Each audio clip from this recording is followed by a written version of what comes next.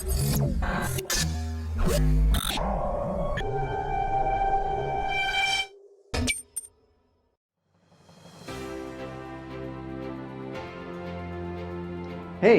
Anthony Manganello here with Lesson 3 for your Debt-Free Academy Protege course. Now in this lesson, we're going to take a look at one of the most commonly accepted financial success strategies. It's being taught by almost every financial guru out there. Pay yourself first. And I use the term success here rather loosely, and you'll see why in just a few more moments. First, let's take a look at where this strategy comes from. Now the pay yourself first concept comes from a story written by a man named George S. Clason. Now in the late 1920s, he wrote a story called The Richest Man in Babylon. And the moral of that story was that by paying yourself first, you'd virtually guarantee a successful financial future. Now on the surface, this does make a lot of sense. After all, you're the one working like a dog to bring home the bacon, so why shouldn't you pay yourself first after all that blood, sweat, and tears, right? Now what Clason was essentially teaching is that there are two principles at work when it comes to money. They are, you can work for money, and this is probably where you are right now, or money can work for you, and this is where you want to be. And this is where I want you to be too. Now, in the story, a sage named Akrad teaches two lowly workers how he amassed his wealth. And through the use of parables and stories, he teaches them that while they're working for money, they should take 10% of what they make and put it aside and pay themselves first by investing it into something that will earn interest, so that over time, money will begin to work for them. And now that's not bad advice, and all things being equal, it is good advice. But you know what? All things aren't equal, and that's because Clason wrote his story almost 100 years ago. Now, do you think a few things have changed since then? You bet they have. For instance, when Clason wrote his story, back 100 years ago, debt and credit didn't even exist like they do today. Heck, credit cards didn't even hit the streets until 1950s. Now you see, there's a third financial principle at work that you rarely, if ever, hear taught. We knew about the two principles. Now, you can work for money or money can work for you.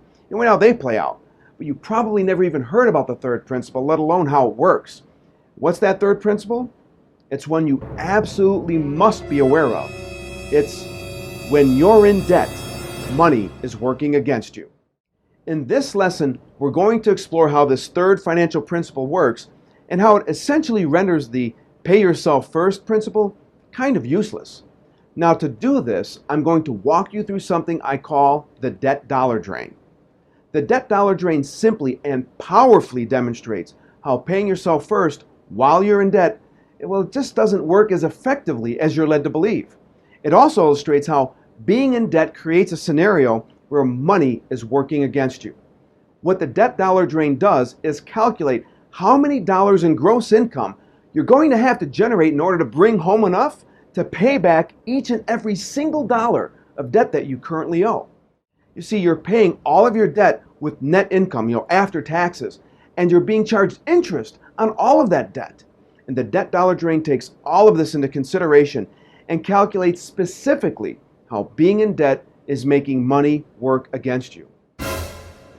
When you're done with this lesson, you can download the worksheet to discover what your debt dollar drain is. But first, let's walk through an example so you can understand how it works. Now, in my book, The Debt-Free Millionaire, I created a sample family I call the Fortunatos. Tom and Lisa, they're your average family. They got a couple kids. And according to the U.S. Trustee's Office, the nationwide average annual income for a family of four is $76,634. But because the Fortunatos are a bit above average, and because I like to use round numbers, their total gross annual household income is $80,000 a year. They have a fairly average to slightly above average debt-to-income ratio, about 38.6%. And they live like a normal family, and they have the following debt profile. They have a mortgage where they owe a little bit less than $195,000. They have a couple cars, and they owe a little less than $31,000 for both of them. And they have a handful of credit cards, and they owe almost $13,000 for all of them. When you total up their monthly debt payments, you get a total of $2,575 a month they have to pay for all of these bills. Now let's see what the Fortunatos have to pay all of these bills with. Now remember, their gross annual income is $80,000. Now if their income tax liability is an average 31%, 28% federal and 3% state, they bring home about $55,200 a year or $4,600 a month.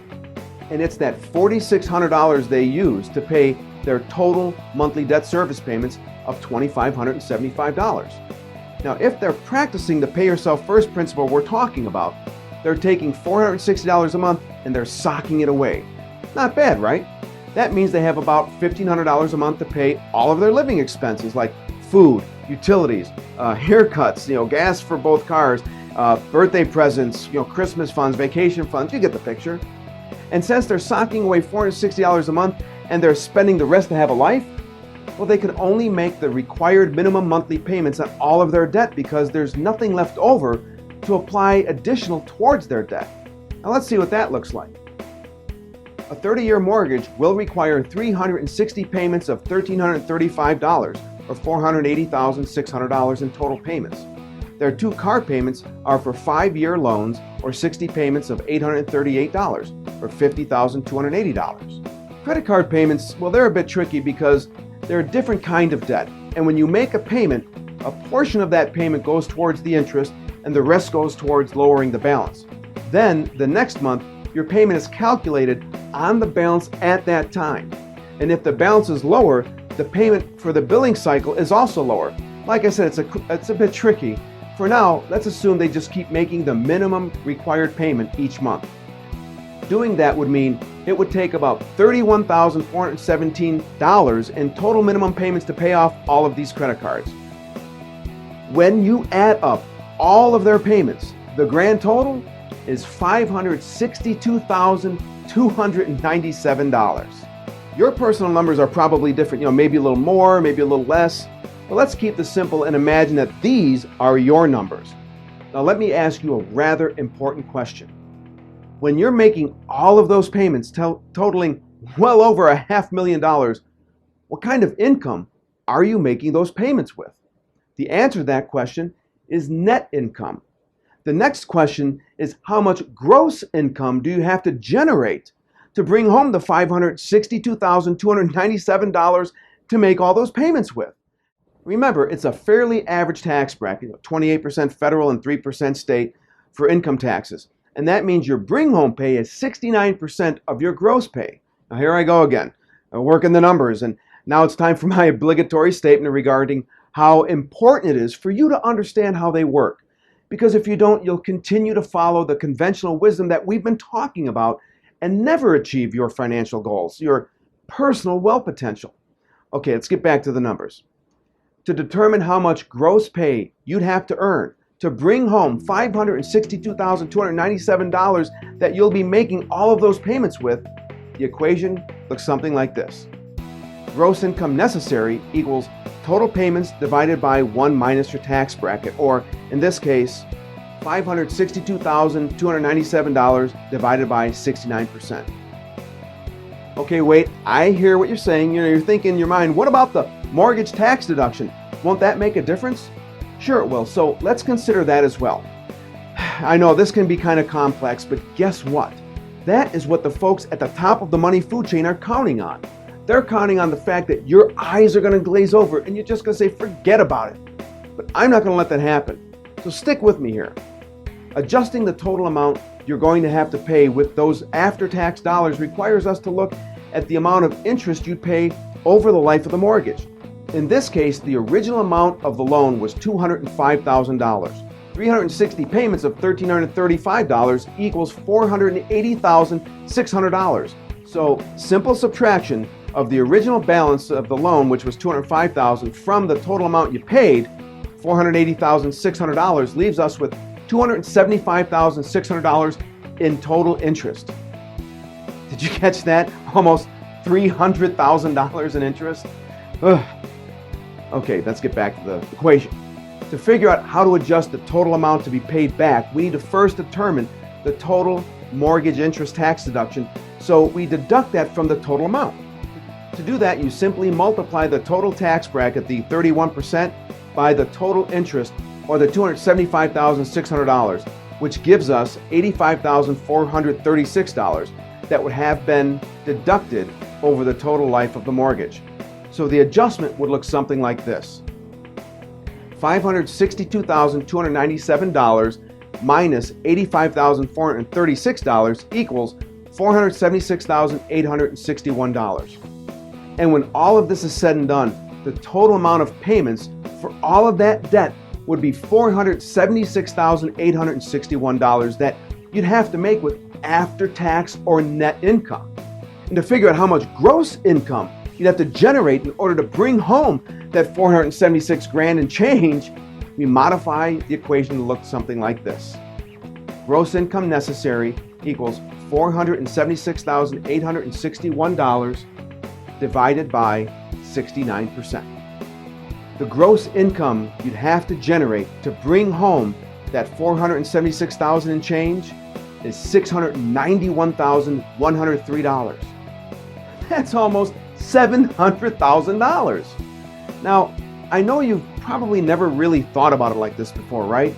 And that's why it's so important that you understand how these numbers work, because when you don't, you wind up like everyone else, broke. Now remember, we've been doing all of this math because I'm showing you why paying yourself first isn't the best strategy. And I mentioned that it's because the financial philosophy comes from the story The Richest Man in Babylon, which was written almost a century ago by a guy named George S. Clason. And that when he wrote that story, debt and credit as we know them today didn't even exist. I also mentioned that you probably already understand that you can either be working for money or you can have money work for you. But what you may not know is when you're in debt, money is working against you. And that's what I'm about to show you. To illustrate, I came up with something I call the debt dollar drain, which is a formula to calculate how many gross dollars you need to earn to pay back all of your debt, including all of the interest those debts carry.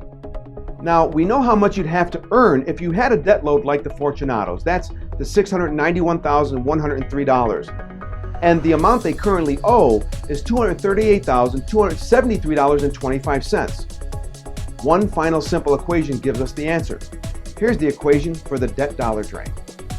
The debt dollar drain equals the total required gross income divided by the current or original debt, or in this case, $691,103 divided by $238,273.25, which equals $2.90. This means that for every single dollar that the Fortunatos currently owe, if they make their payments like they're taught to, minimum payments only because they're so busy funneling that 10%, which is all their extra cash, towards investing now, that's what most financial advisors suggest, it will require them to generate $2.90 in gross income for every single dollar that they currently owe. And this is if they continue to get the mortgage tax deduction. If that deduction goes away, like some people think, that $2.90 skyrockets up to $3.42. But for now, it's still available, so we're just going to focus on that $2.90. Let me ask you a question. What would happen if you were on a treadmill that was moving backwards at 2.9 miles per hour and you were only moving forward at 1 mile per hour? What would happen? You'd fall right off the back, right? Well, that's exactly what's happening when you're paying yourself first and you're funneling that 10% of your income towards investing now. You're moving in reverse towards the back of the treadmill. That's because this is how money working against you works. And this is why paying yourself first is a myth.